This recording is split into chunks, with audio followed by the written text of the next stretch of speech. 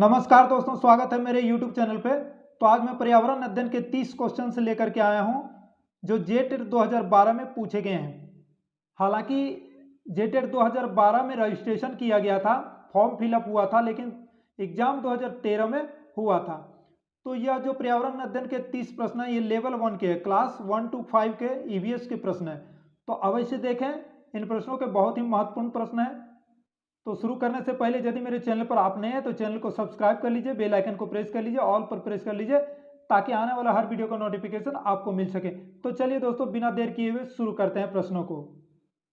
तो आपका ये पहला प्रश्न है, हाइड्रिला जैसे पौधे कहाँ रहते हैं? तो हाइड्रिला जैसे पौधे कहाँ रहते हैं दोस्तों? हाइड्रिला जैसे पौधे जल में रहते हैं। Option number C right answer होगा। चलिए अगला प्रश्न चलते हैं। जिस पदार्थ की मदद से पाचन क्रिया होती है कहलाता एंजाइम। भोजन को पचाने में कौन मदद करता है? एंजाइम। राइट आंसर ये। अगला प्रश्न है, बीओडी का मान किसमें अधिक होता है? तो देखिए, बीओडी का फुल फॉर्म होता है बायोलॉजिकल ऑक्सीजन डिमांड, ठीक है ना। यहाँ पे ऑक्सीजन की मांग किसमें अधिक होती है?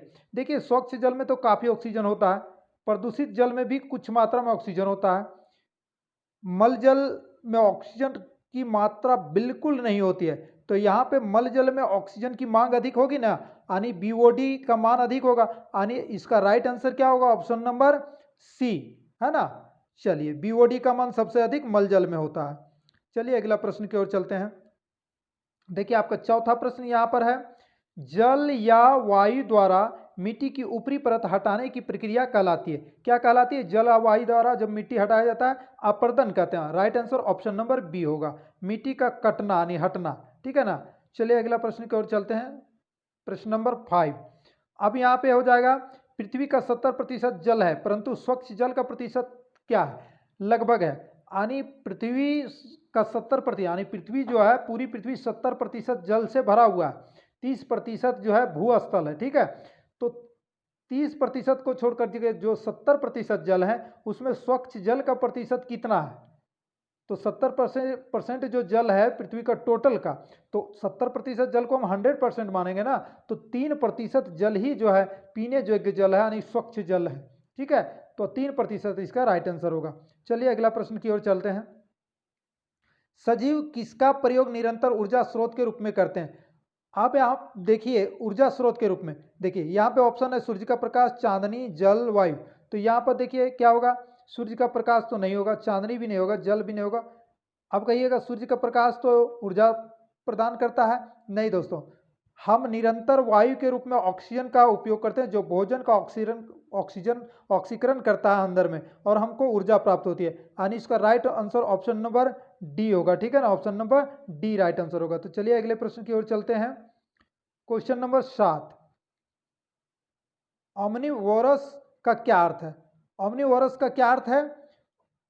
वे जो पौधे और मांस खाते हैं, यानी पौधे और मांस दोनों ही खाते हैं। Option number A right answer हो जाएगा। चलिए अगला प्रश्न की ओर चलते हैं। क्वेश्चन नंबर 8, वे प्राणी जो दूसरे प्राणी के भीतर रहते हैं और उनके शरीर से भोजन प्राप्त करते हैं कहलाते हैं? वे प्राणी जो दूसरे प्राणियों के भीतर रहते हैं और उनके शरीर से भोजन प्राप्त करते हैं कहलाते हैं? क्या कहलाते हैं? इसका आंसर हो जाएगा पैरासाइट, ठीक है ना। पैरासाइट जो है दूसरे शरीर के अंदर रहते हैं और उससे भोजन प्राप्त करते हैं, ठीक है। चलिए अगला प्रश्न की ओर चलते हैं हम लोग। 9वां प्रश्न, पौधे द्वारा बनाए गए भोजन को कहा जाता है?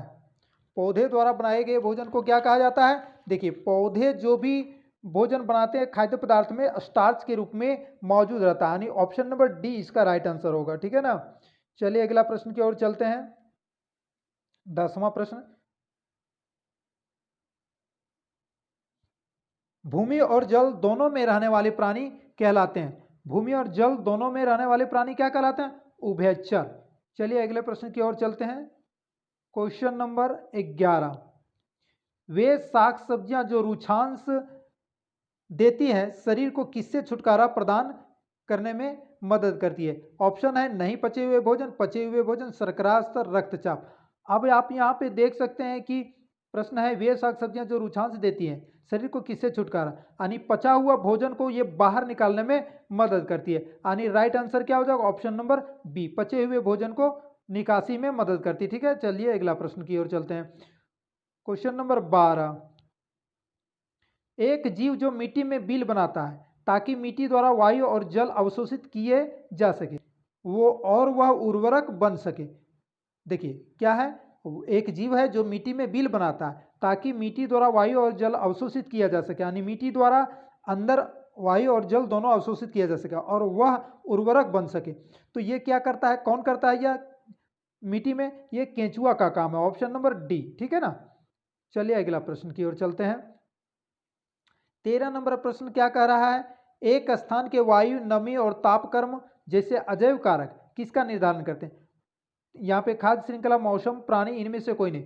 तो आप देख सकते हैं खाद्य श्रृंखला तो नहीं होगा, प्राणी भी नहीं होगा, राइट ऑप्शन नंबर बी होगा, मौसम, है ना। एक स्थान का वायु, नमी और तापक्रम जैसे अजैव कारक जो है मौसम को निर्धारित करते हैं। ठीक है ना, चलिए अगला प्रश्न की ओर चलते हैं। 14 नंबर प्रश्न क्या है, प्रमुख ऊर्जा प्राप्त उत्पादन करने वाले खाद्य हैं, यानी कौन ऐसे खाद्य पदार्थ हैं जो हमको सबसे अधिक ऊर्जा प्राप्त है, यानी कार्बोहाइड्रेट, वसा से भरपूर जो भोज्य पदार्थ होते हैं यानी खाद्य पदार्थ होते हैं उससे सबसे अधिक ऊर्जा होती है, प्राप्त होती है। ठीक है ना, तो ऑप्शन नंबर सी होगा राइट आंसर। चलिए अगला प्रश्न 15 नंबर, प्रत्येक पारिस्थितिकी तंत्र में प्रत्येक पारिस्थितिकी तंत्र में सभी प्रजातियां किससे जुड़ी होती है। देखिए पारिस्थितिकी तंत्र में सभी प्रजातियां जो हैं खाद्य जाल से जुड़ी हुई हैं। ठीक है, option number D right answer होगा। चलिए अगले प्रश्न की ओर चलते हैं। 16 नंबर कह रहा है जल को कैसे बचाया जाए। ठीक है, जल को कैसे बचाया जाए, इस संबंध में शिक्षा के लिए निम्नलिखित में से किसका एक शिक्षण साधन के रूप में प्रयोग किया जा सकता है। अब आप यहाँ पे देख सकते हैं प्रश्न कह रहा है जल को कैसे बचाया जाए, इस संबंध में शिक्षा के लिए निम्नलिखित में किसका एक शिक्षण साधन के रूप में, यानी हम जब बच्चों को पढ़ाएंगे तो एक शिक्षण करेंगे तो साधन के रूप में हम किसका प्रयोग कर सकते हैं। कंपास का तो नहीं होगा, फर्स्ट एड बॉक्स का नहीं, वर्कशीट पालतू पशु, वर्क कार्यशाला सीट है ना, इसका राइट आंसर क्या होगा कार्यशाला सीट, जिससे हम बच्चों को कुछ हम क्रियाकलाप करा के उसे हम शिक्षण करा सकते हैं। तो ऑप्शन नंबर सी इसका राइट आंसर होगा। चलिए अगला प्रश्न की ओर चलते हैं। 17 नंबर प्रश्न है निरंतर और व्यापक मूल्यांकन के अंतर्गत शैक्षिक और सह शैक्षिक संगठक शामिल हैं। निम्नलिखित में कौन एक सह शैक्षिक संगठक है जिसे विद्यालय द्वारा मूल्यांकन करने की आवश्यकता है। अब यहाँ पे देख सकते हैं सह शैक्षिक की बात कर रहा है, निम्नलिखित में से कौन एक सह शैक्षिक संगठन है जिसे विद्यालय में द्वारा मूल्यांकन करने की आवश्यकता। तो कला तो नहीं होगा, गणित विज्ञान नहीं होगा, शारीरिक शिक्षा नहीं होगा, तो सामाजिक दक्षता इसका राइट आंसर होगा, जो कि एक सह शैक्षिक मूल्यांकन सह शैक्षिक घटक है। ठीक है ना, चलिए अगला प्रश्न की ओर चलते हैं। क्वेश्चन नंबर 18, पर्यावरण शिक्षा का मुख्य लक्ष्य होना चाहिए, उन्हें ... के लिए समर्थ बनाना है। अभी आप यहाँ पे देख सकते हैं कि पर्यावरण शिक्षा का मुख्य लक्ष्य क्या होना चाहिए। पर्यावरण से संबंधित ऑप्शन नंबर ए में कह रहा है पर्यावरण से संबंधित समस्याओं और चिंताओं का विश्लेषण, मूल्यांकन और निष्कर्ष निकालना। ऑप्शन नंबर बी कह रहा है पर्यावरण मामलों का विश्लेषण, मूल्यांकन करना और अनदेखी करना, ये तो नहीं होगा। सी नंबर ऑप्शन कह रहा है एक व्यक्ति के रूप में पर्यावरण का विश्लेषण, मूल्यांकन और अवमानित करने में सहयोग करना, ये भी नहीं होगा। डी नंबर यथासंभव इसका विश्लेषण, मूल्यांकन और नष्ट करना, ये भी नहीं होगा। इसका मतलब राइट आंसर क्या होगा, ऑप्शन नंबर ये राइट आंसर होगा। ठीक है ना, चलिए अगला प्रश्न की ओर।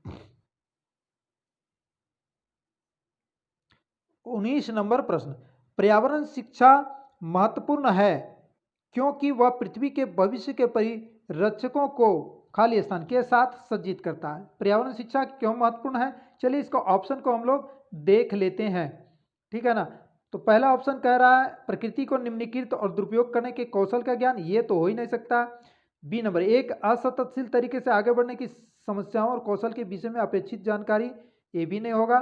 सी, संपूर्ण पर्यावरण का अपेक्षित ज्ञान, इसकी समस्याओं और सकारात्मक और सततशील तरीके द्वारा इन्हें समाधान करने का कौशल। संभव है कि ये हो सकता है प्रकृति पर विजय होने का कौशल और एक कृत्रिम पर्यावरण तैयार करना, नहीं ये भी नहीं होगा। यानी राइट आंसर सी होगा, यानी ऑप्शन नंबर सी आपका राइट आंसर होगा, ठीक है ना। तो चलिए अगला प्रश्न की ओर चलते हैं।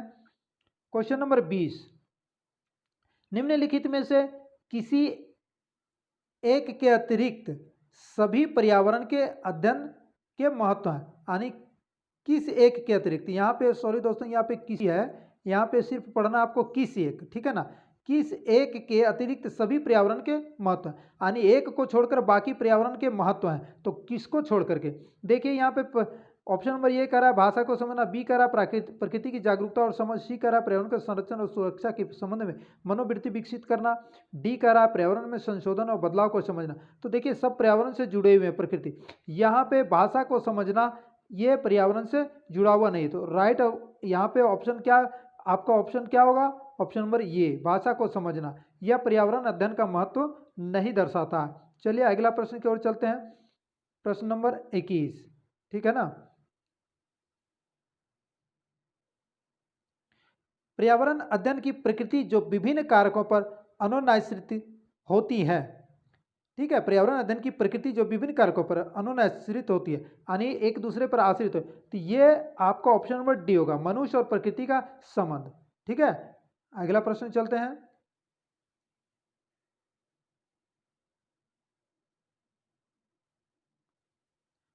निम्नलिखित में से कौन पोषक तत्वों का एक भाग नहीं है।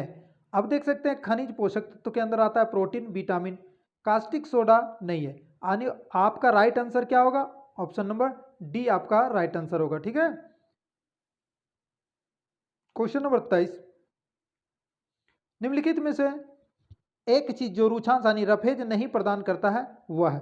देखिए यहाँ पे पोषक तत्व रफेज प्रदान करता है, नहीं पचे हुए भोजन से छुटकारा एक अलग चीज है, साग सब्जियों का स्रोत ये भी है, सही है, हमें रफेज देता है, भोजन का अनिवार्य घटक ये भी रफेज देता है, यानी आपका ऑप्शन नंबर क्या होगा, बी नंबर, नहीं पचे हुए भोजन से छुटकारा, ठीक है। ये एक अलग चीज है जो रफेज हमें नहीं प्रदान करता, ये संबंधित रफेज से नहीं है। अगला प्रश्न की ओर चलते हैं।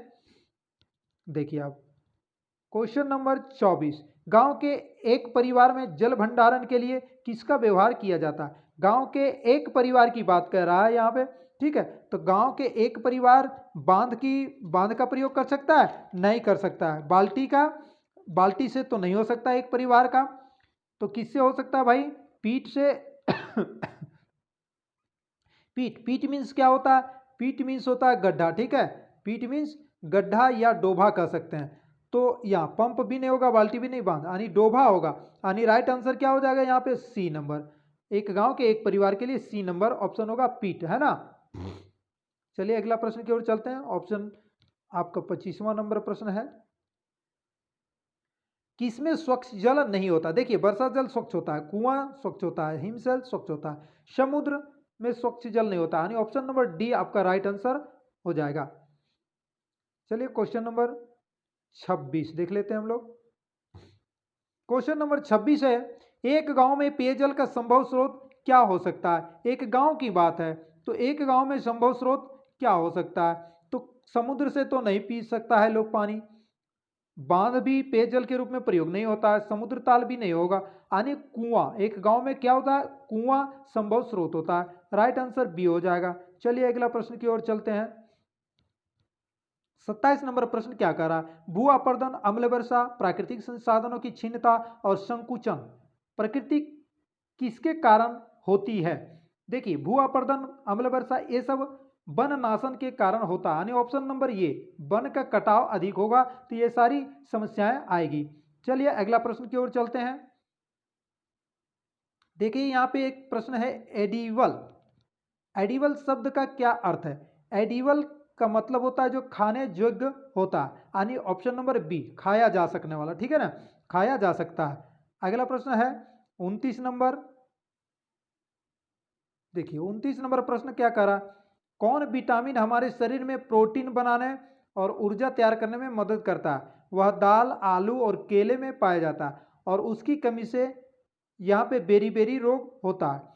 तो विटामिन बी की कमी से बेरी यानी प्रोटीन बनाने में और ऊर्जा तैयार करने में हमें विटामिन बी की मदद लेनी पड़ती है, यानी option number B right answer है।